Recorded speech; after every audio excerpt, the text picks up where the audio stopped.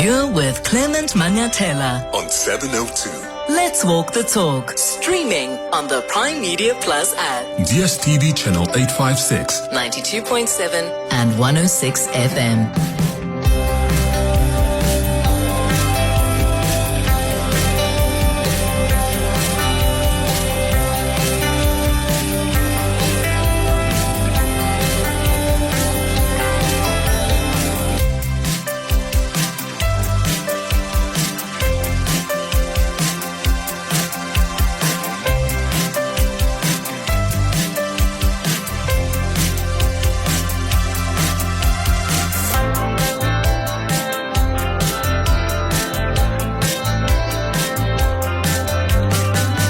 7 minutes after 9 o'clock. Dumelang, happy Monday. Welcome to the Clement Manyathela Show on this first day of December. It's December, boss.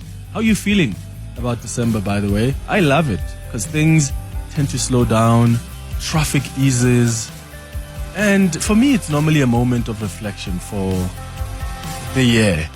I have more time to see friends that I haven't seen during the year. I read, I rest, and then get ready for a holiday. So that's normally how my December is set up. How do you feel about the fact that we're now fully in Benekant in December? In fact, let's open this December properly, shall we? As you enter this month, remember love. Love that has carried you throughout this year.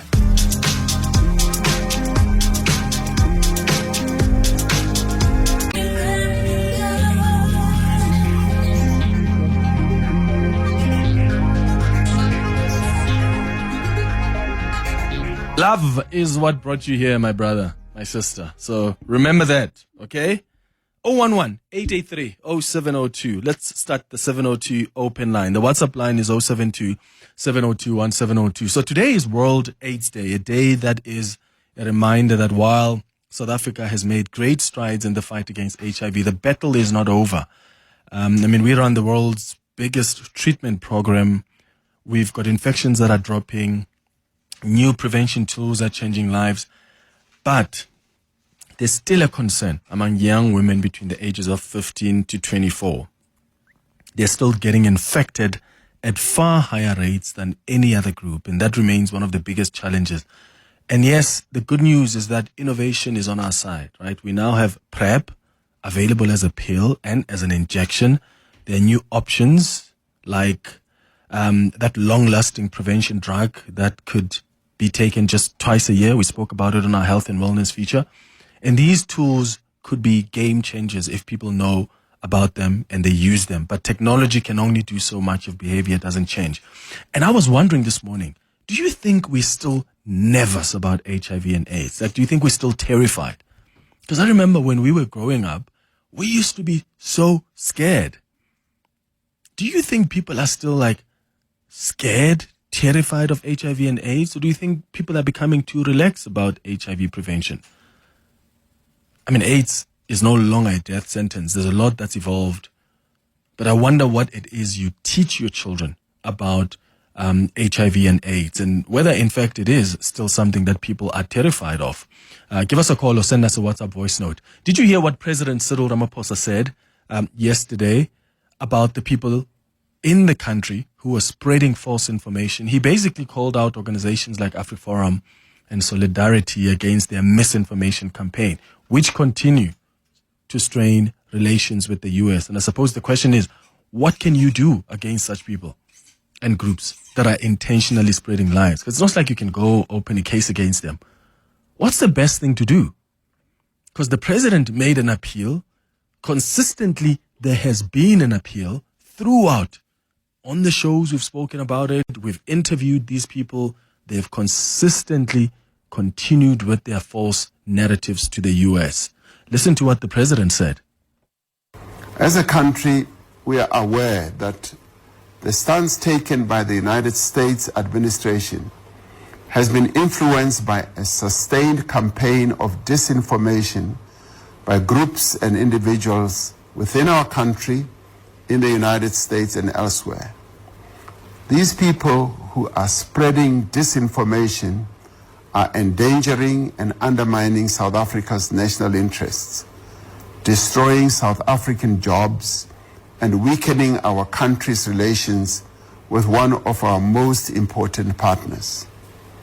We must remind these people that South Africa is a constitutional democracy with a Bill of Rights that guarantees equality under the law. We have an independent judiciary able to uphold our constitution and defend the rights of all South Africans.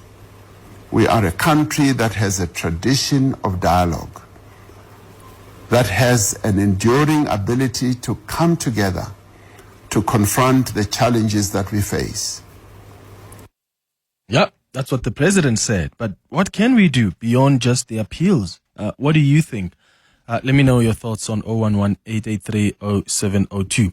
Did you watch the Qatar Grand Prix yesterday? Max Verstappen won the Grand Prix. Oscar Piastri came, was it second? Wait, was it Oscar Piastri who came second or Lando Norris? Why am I getting that confused? Okay, but here's what happened yesterday at the Grand Prix. So I honestly did not think that Max Verstappen was going to move from. I mean, didn't he start? He started third, right? If I'm not mistaken, and ended up winning the Grand Prix. That is just incredible stuff. Next Sunday is going to be fire. The championship is not decided. It's going to be Norris versus Verstappen versus Piastri. Who do you think is going to walk away with the championship this weekend in Abu Dhabi? Lando Norris sits with 408 points. Max is trailing behind with 398 points. Oscar Piastri has got 392 points. How did Max enter this championship battle? And I think that just shows you how brilliant this man is. At some point, we thought it's going to be between Norris and Piastri. And here we are. Who do you think is going to be the 2025 Formula One champion? My money is on Lando Norris. What do you think? I mean, for the first time in 15 years or so, we are going to the final round with 3 drivers on the contention for the title. What did you think of the Qatar Grand Prix yesterday? And who do you think is going to walk away with the championship? Give us a call or send us a WhatsApp voice note. Clement Manyathela, streaming on the Prime Media Plus app. DSTV channel 856 92.7 and 106 FM. Clement, in that address, President Ramaphosa said that these people are undermining South Africa's, what did he say? They are undermining South Africa's security or something to that effect. Is that not the definition of treason? So should these people not all be tried for treason? Yeah, I think it's more complicated than that, because these people often come out and say, well, this is an experience I have, which somehow differs with the experience of the majority of even people who are their race. So, yeah, I don't think it's as easy as that, to just go and say treason just because someone has continued with a narrative that contradicts the facts. And yes, that narrative may affect us economically, but is there a case there? I doubt it. Clement, it's interesting that Mr. Ramaphosa now says about disinformation and these groups doing these things. Perhaps the right thing to do would be for him to, instead of on public platforms throwing mud, them at him and him at them, is to call them together, to sit down, to sincerely try and understand the issues from their side. Because these things don't just happen in a vacuum. And to try and deal with these issues, that is reasonable, because surely somewhere in there are some things that are legitimate issues and others that perhaps not. But how about just calling a meeting and sitting with these people and discussing it honestly? We're not going to get anywhere if they do that with the so-called disinformation, and secondly, he reacts to it the way he does. Where's the negotiator disappeared to in Ramaphosa? Is there absolutely nothing left of him? I love how because it's very telling, you're saying the so-called disinformation. So you don't believe that it is disinformation? Like, you don't think that people who are spreading lies about South Africa and Afrikaners genocide, that's disinformation? Because you're saying so-called disinformation, and that's telling me a lot about what you may think. Now, the second part is, at what point do we stop legitimizing these guys? Because you want the president to come and sit down with people who are intentionally spreading falsehoods about this country. Why would our president do that? I don't know. I don't think the president should call Solidarity and AfriForum and say, oh, let's hear you. Are you kidding me? These are not people who are raising genuine issues that are factual. The minute you step out of the truth, I'm sorry, I don't have time for you. And the minute you do so intentionally, I'm not going to waste time and sit down with you when you are intentionally spreading falsehoods about myself or about this country. So why should the president do that? Let me put it out to other listeners. Do you agree with this listener who says maybe our president needs to just sit and engage these people that he's accusing of disinformation? What is that going to bring about? It's 22 after 9 o'clock. Your voice, Your station. your open line Walk the talk with Clement Manyathela. on 702. Dr. Fundile Nyathi, you're calling us from Midrand. Good morning. Good morning, Clement. Norman, I just wanted to make a quick comment Yes. around the fact that today is World AIDS Day. Mm-hmm. And if we reflect back, from 20 years ago, we were having deaths close to 300,000 per annum. And I mean, at this point, we're somewhere around 53 to 57,000 deaths per annum. A much big improvement to what we had then. But then you ask the question, do people fear HIV today compared to before? And I had a chat with some Gen Zs last week about the whole concept of, prevention and HIV/AIDS. And I was quite shocked to hear that because they have not really seen people dying in masses, from HIV and AIDS, because they are just around 25 and something. So they say they can't relate with the fear that we, the older people, have around, how bad HIV can be. So I think the success, the advances in treatment have done good in terms of reducing deaths. But on the other hand, because of the success of treatment and then people not seeing people who are really dying from HIV, we having a problem in terms of reduction in prevention measures, despite all the arsenal that you've mentioned before of what we can do to make sure that people don't get infected. But behavior-wise, people are getting very lax, and I think it's my concern. Oh, I'm so concerned about that too, Dr. Nyathi, because we remember growing up, and there are people that we would see who die from HIV and AIDS, and that used to scare us. Yes, the advances are there now, and I'm worried particularly about this group of young people, 15 to 24, that are still getting infected at far higher rates.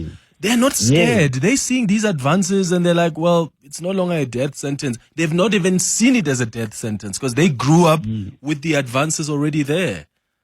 Exactly. So I think that's my biggest worry. And I think as parents, we need to do something. But obviously the issue also of older men, intergenerational sex, with these Gen Zs and maybe even millennials, it's still something that needs to be addressed. Absolutely. Dr. Fundile Nyathi in Midrand, thank you so much for your call. Tembile, you calling from Centurion. What do you want to say about Formula One? Did you enjoy the Qatari Grand Prix yesterday? Yeah, it was great, man. But, in terms of winning, Clement, I'm not a fan of Max. But I want Max to win this one. Why, Tembile? I'll tell you, my brother. McLaren is a mess. They were leading at one stage with 100 and something points. Yeah. If it wasn't for their internal squabbles between Lando and Piastri, and Piastri was performing. Yeah. What happened? All of a sudden, Piastri's car is not performing. Yeah. Exactly. It's almost like they engineered it for Lando. Exactly. And now they want this title to be handed to Lando Norris. Yeah. I'm not a fan of Max, but I want Max to take this one. He has driven very well. But Tembile, if we're being fair though, if we're being fair, McLaren's drivers have been so competitive this entire season. They have really done well. And I think they deserve to win it. I agree 100%.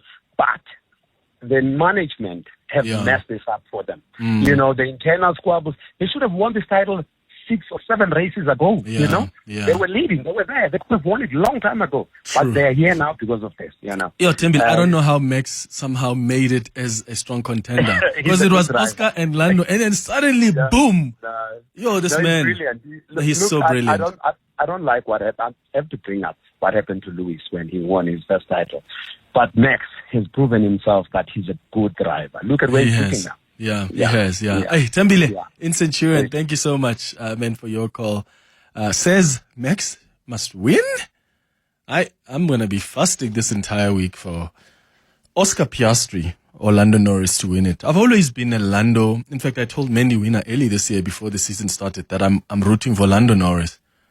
But seeing the squabbles and the politics at McLaren and how they seem to be engineering this for Lando, I'm going to fast and pray really, really hard and speak in tongues for Oscar Piastri.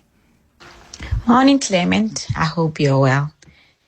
McLaren has 800 points, 400 difference from Mercedes and Red Bull. I don't even want to talk about Ferrari. How in the world have they not won this? I mean, yesterday was the worst. It was really the worst. Max has gotten into their heads so much that they can't even make simple decisions. You can tell that obviously yesterday was about Lando. They knew that pitting Piastri first would compromise Lando. I mean, it's that obvious. So their papaya rules or whatever it is, it has become so ridiculous. And Max is in their heads, and he's going to be in their heads, and they are going to regret letting the door open for him. Clearly for them, the contention for this was not about them. They decided, let's just let Max in for entertainment because, yes, I'm loving this. Like, I love that Max has just came out of nowhere and he is the guy. Even his press conferences are so entertaining. Bye-bye. Morning, Clement. Look, most of us don't like Max Verstappen, but we've got to give him his credit. The guy has really, really made quite a comeback. Bear in mind, he drives on a team alone. He doesn't have any teammate to help him. He's literally on the team alone. I don't know what that other guy is doing in the other Red Bull car. So really, Max has earned my respect, even though I'm not a fan. But yeah, I respect him. Morning, Clement. Chioma here in Midrand. I honestly think that Max is going to win this one. He's got the experience. Yes, he might not be as hungry, but I think he's got the experience. And those guys from McLaren, Piastri and Norris, they're probably going to make a mistake. They don't know how to win this one. Max is probably going to win this one. I'm even scared that McLaren might even crash one of their cars, or the guys might start competing against each other and make a mistake. Maybe they both crash into each other. Something like that is going to happen. Something else is going to happen. But I honestly think Max is going to win this one. And this is one is going to be the best one from Max because of the car was not the fastest throughout the whole season. It wasn't. It wasn't. And here we are. Oh, but that's how, when you are brilliant, you're brilliant, guys. When you're brilliant, you're brilliant. I mean, what was that race?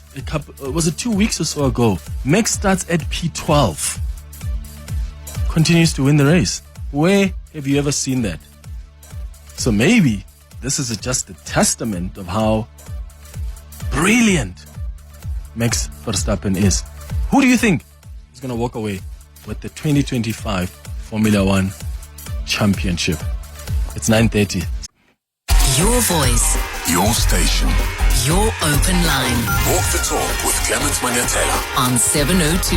24 minutes before 10 o'clock. This is the 702 open line. We're taking your calls on 011-883-0702 about a number of issues. It's HIV. I mean, today is World AIDS Day, and I've been asking you if you think, are we still scared and terrified of HIV and AIDS? And maybe let me ask it around the younger generation as well. Your kids, are they scared of it? because they grew up with the advancements. It's no longer a death sentence, so to speak, like we experienced it. How do you have conversations with your children around AIDS? I'm asking you about President Cyril Ramaphosa as well. What can be done? There's someone who suggested that because there are people spreading misinformation about this country and is continuing to cause strains with the U.S., the president needs to sit down with these guys who are intentionally spreading information they themselves know is not true. I'm saying the president must not waste his time with such people. I'm sorry. I don't know what you think. And I'm asking you about Formula One as well. Max Verstappen, Lando Norris, or Oscar Piastri? Who are you pushing for to win in Abu Dhabi this weekend? Charlotte, let's start with your call. You're calling from Pretoria. You want to talk about HIV and AIDS. Good morning and the fear around it. Hi, Clement. How are you? Sure. I'm all right. How are you? Good, thanks. Yes, I wanted to comment and just, as we are commemorating World AIDS Day, to say that I was born long time ago when obviously HIV was still a big problem in the country. So I recently got in a relationship and during talking stage, so I said to my new partner that he needs to test for HIV and sent me the results of his HIV status, and he said to me that why? So I said to him, so the worst thing that could happen to me at my age now is for me to get HIV. So I'm well informed and I've gone up. He said to me, no, getting HIV is actually not the worst thing that could happen in your life at the moment. He said to me, maybe if you get into an accident, you lose your leg or use your arm, that would be the worst thing that could happen to you, but not having HIV. So this person is in the medical field. So it got me thinking about the impact of all the strides that the government has been doing with our healthcare workers to work around this HIV thing, and the good work that they've been doing, that it's not as bad as it used to be back then. So I still held on to the fear that I had when growing up. As the doctor that called earlier said, we have seen things, so we're still scared, but the new generation haven't seen that because of all the good work that was done by the country. Remember Pamukati, Charlotte? Did you ever watch Soul City or Pamukati? Remember? Yes, so it made us very scared. It made us so scared. Like, we used to see people on Pamukati who had HIV and AIDS, and that was really scary for us, even on Soul City. So, that fear is no longer there these days, eh? Thank you for your call, Charlotte. Hi, Clement. I don't think people are afraid of AIDS anymore, given the medical advancements that enable people to live healthy lives with HIV. I think what I find more scary is actually diabetes and cancer. I think with HIV, what people are most afraid of is the stigma attached to it. So I think the stigma is what people are more afraid of than the disease itself. Yeah, absolutely. Yelang, you are calling us from Ferndale. What do you want to say about these people who are spreading misinformation? Good morning, Clement. And indeed, it is misinformation. The challenge here is that the greater population, the rest of us, because the Afrikaner population is such a small one, we're not really paying attention to what's actually happening, So this is misinformation to us, but it's actually putting the Afrikaner cause firmly on the global map, right? And then you've got towns like Orania, which are seeing a 10% growth annual rate per year. That is faster than any other town in South Africa. And you have to ask yourself, why would what we perceive as disinformation be the strategy that they're using? It's so that they put their cause at the forefront of global news. And so when South Africa grows in terms of the number of Afrikaners, it becomes easy for them to implement the 30, because there are 30 other towns like Orania planned for the country. You must just read up on how they intend to do this. So apartheid may not have succeeded in the way it was presented back then, but they are very adamant that apartheid will succeed in South Africa, where you have these pockets of white Afrikaans-only towns scattered around South Africa. So you must always ask yourself, what is the goal? What is the end goal of everything that they have planned? Are you on a Formula One track, Yelang? Wow. Might as well turn the conversation to the phone. Right? We might as well. But good Yeah. point. I hear your point. Yelang in Fenil. Thank you so much. Cindy Lane Kagiso, what do you think? Hi. Good morning, Clement. You know, you said something about the president not taking these people seriously. But equally so, I would say President Ramaphosa needs to take us seriously. It's either he does something about this thing or he just keeps quiet, because he keeps on talking about it.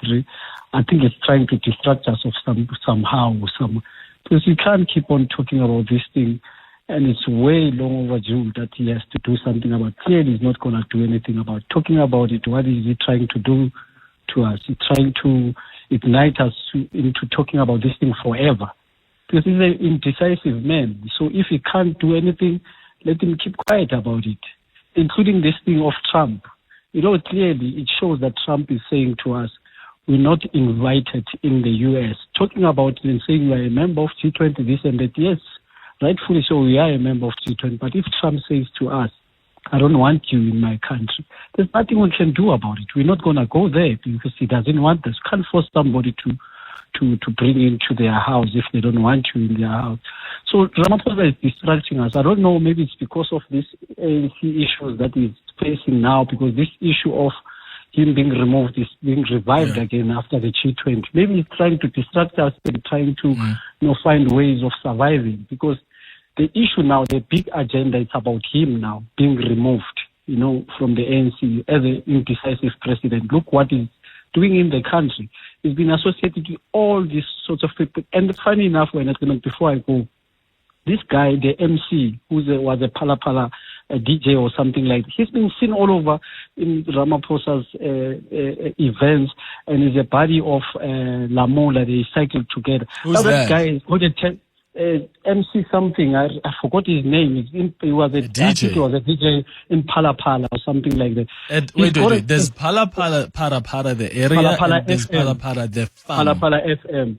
Pala FM. Okay, what about him? He got a tender of 64 million and is a buddy of Ramaphosa and Lamola. Now those issues are going to come out because we're going to talk about it.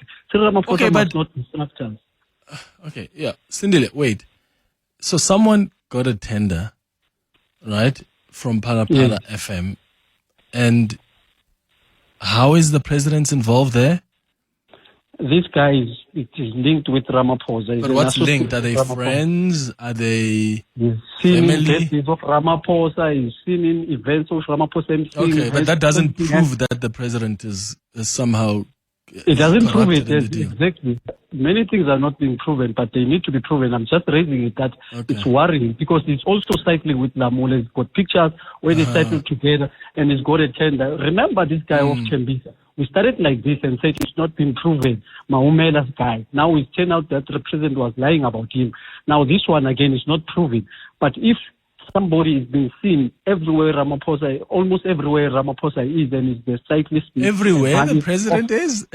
I said almost everywhere. I didn't say all right, let's see, Cindy. Look, I mean, you never know also. In this country we live in, you never know. I've not come across that story, but I'm not dismissing it. I'm just saying, let's also be careful. Just because someone gets a tender and you've seen him with somebody else doesn't prove that that person in government is now involved. I think we must be aware and maybe even investigate because we've been so traumatized by some of these ANC politicians over the last 30 years who have been so corrupt to the core that it's just so difficult to see people who get tenders. The minute we see them with the politicians, we've got to ask questions. So I get what you're saying, Sindile. I'm just saying it's not obvious that, that means the president may have benefited just because, look in his pictures or this person's pictures, here's someone who got a 60 million rand tender. I'm going to check out that story you're mentioning, Sindile, of this Para FM person. I've not come across it yet. Let's go to your WhatsApps on 072-702-1702. Are you going to Abu Dhabi this weekend? Good morning, Clem, and good morning to all the 702 listeners. My goodness me. This season, I think we just need to make sure that all the haters of Max Verstappen sit down and they agree to say he's the God. He is the God of this generation. I mean, look at what he's done despite all the pressure that he's been getting the cars and been performing. He's been struggling to get a competitive teammate. But, I mean, you were thinking about that race, when was it, 2-3 weeks back? He didn't even start from number 12. He started from the pit lane. But he ended up making it to the podium. So, I mean, let's give Max his flowers. He should get this one. Joe in Fender. Okay, Joe, hold on a little bit there. I don't think he's the GOAT. Let's not get it twisted. I think he's brilliant. Do I think he's the best ever Formula One driver we've ever had? I don't think so. I think Lewis Hamilton still holds that title, at least for me, right? And I mean, in terms of achievements, you can't even compare Lewis Hamilton and Max Verstappen. He still have a bit of a way to go before he can even catch up to what Lewis Hamilton has been able to achieve. I think so. Lewis, in my view, I think is still the GOAT. So when I say Max is brilliant, and I'm just saying that he somehow manages to get out of scenarios you never thought you'd be able to get out of. He's an aggressive driver who is so hungry for the win. But I don't think he's the GOAT. I think Lewis Hamilton is the GOAT. He's as disappointing as it's been at Ferrari with him this season. But I think he's the GOAT. Will Max Verstappen beat him and his titles at some point? Probably. Let's wait and see. But is Max Verstappen brilliant? I think so. I think he's an amazing driver. Is he the GOAT? I don't think he's there yet. Clemson, I don't like Max, but he should just win this thing because the McLarens are just clownish. Clowns. Like, how, bruh? Hi. They don't deserve to win this. Yes, they've been good, and I think they intentionally compromised PS3's cover for Lando, so that Lando can win. But it's backfiring now because they are clowns. So let Max just take it.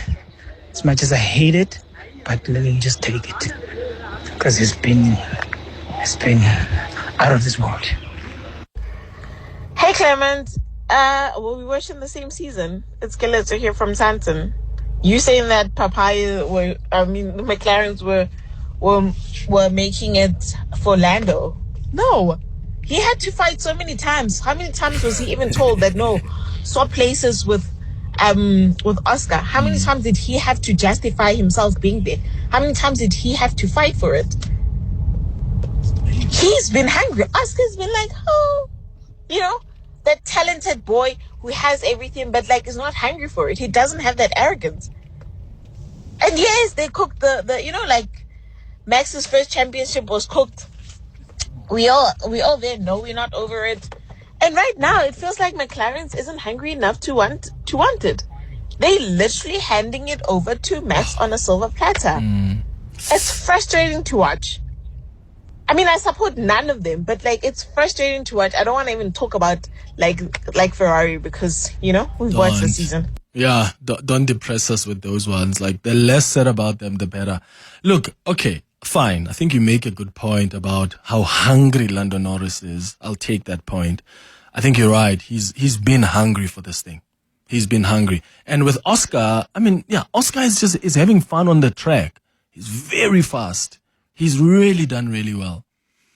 But I think Lando Norris is hungry for it. But I get it also. Lando Norris is the first driver for McLaren. It's with Checo. Remember Checo at Red Bull, and Max Verstappen is the first driver, and that is what it is. Right? So even in this case, something tells me that McLaren are really pushing for Lando to win this one. I don't know. It's just an instinct I have from what I'm observing. But let's see what happens. Max Verstappen is just a few points behind Lando Norris. I'm sorry. I would rather Lando wins it than Max. But not because I don't like Max, but because I think Lando Norris and Oscar Piastri have worked really hard this season to win the championship. McLaren has already won the Constructors' Championship. They've worked really hard. I think they deserve it. So, are you going to join me in prayer to make sure McLaren wins? Clement, mornings. Marcus here. Wouldn't it be interesting and perhaps some calmer if Lewis and Max collide and ruining Max's chances of winning the title this year? No. It's only a few years ago, the infamous incident where he won, perhaps illegally so, as FIA also indicated afterwards. So would be interesting. Max No, Verstappen man, it can't is be a better like driver. that. He is actually driving a truck. And the other two drivers from McLaren, they're driving a better car, a far better car. Give Max the McLaren, Max would have won the championship by June. No, absolutely. Now, Lando Norris and Piastri, I don't know what's wrong with them. They're driving a far more faster car, but they can't deliver on that car. I'm just wondering if they're given that truck that Max is driving, will they be in those positions that they're in now? Max, I'm hoping that he wins just to rub salt on the face of McLaren, because they thought they've already won both the championship, the driver one, and also the constructors. But now their drivers are not delivering. Yeah, but guys, why are we wishing they just made a mistake this weekend? Can we have some grace? Like, why are we so hard on McLaren? Like, let's have some grace. Fine. They made a mistake this weekend. How many times has Mercedes, Ferrari messed things up and we still complained but still supported them and hoped that they win? If you are being honest, you know how much McLaren drivers have worked this year. So just because this weekend they messed things up a little bit, now they deserve to be shown flames like Max must win this? I don't know. Imagine Max collides with Lewis Hamilton. With anybody else for that matter. That would be interesting. Also with Formula One, because some people believe Formula One is so scripted. I wonder, do you understand how dramatic it would be if Max Verstappen got into an accident? And by accident, I mean just where either the brakes fail or he gets a puncture or he collides, with somebody else. That would be dramatic because people would believe that no ways. How do you neutralize things like that? And then that means Lando and Oscar will have to fight it up. Yeah, that would be something else, eh? Simpiwe, you calling us from Sandton. Good morning. Good morning, Clement. Let's be honest. We have to be hard on McLaren. We have to be, because they've had the dominant car. One. And what they've done wrong is the papaya rule. Unfortunately, that didn't work for them. And I do foresee that now going to Abu Dhabi, they literally have to tell Oscar, you need to defend and help Norris in whatever way, because Oscar is out of the competition. So it's up to Lando and Max right now. So Oscar has to support Lando, and the papaya rules have to go out the window. Otherwise, they will literally hand it over to Max Verstappen, or we could possibly have another 2021 situation whereby somehow, by some person's intervention, Max wins. Yeah, but remember, Sipiwe, what if there's a racing incident that involves Max? The racing incident that involves Max will always have Max winning. Tell me of a time in the past 3 seasons whereby a race incident happened where Max was the one who didn't get the best out of it. For some reason, he always finds a way to take advantage of those moments. Always. And Zach Brown is not helping, because Zach Brown has shown that he supports Lando. And this is why they're in the situation, because the team principal is not the CEO. The CEO is not saying, guys, end of the day, we want the constructors and we want the championship. And you need to just choose one driver. Okay. Who's your money on? I wanted to ask her, but my money, unfortunately, you're gonna be shocked I'm gonna say this. Max is gonna win. Wow, Simpiwe. Wow. Max is gonna win. Wow. Something. What happened to you, my brother? What happened to you? Can I tell you another funny thing? Slowly, I'm falling in love with Max. Okay, this call is done. Thank you for calling. Bye. Simpiwe in Senton, 3 minutes before 10. Fundamentally, I disagree with the listener who says that we need to negotiate with these people. I don't think we can negotiate with these people when they're driving a disinformation and misinformation campaign about the country. The fact that it is a disinformation and misinformation campaign, what that means is that the intention behind their actions, their motives are not pure. You can only negotiate with people who have a genuine motive, a pure motive behind their actions. At the point at which you go smearing the country's image across the world, your intentions are not pure. It is very evident that your intentions are to create a misrepresented image of us for certain ends. What those ends are, it's not yet fully clear. But we can't sit and pretend like we can negotiate with people who are acting in such a way.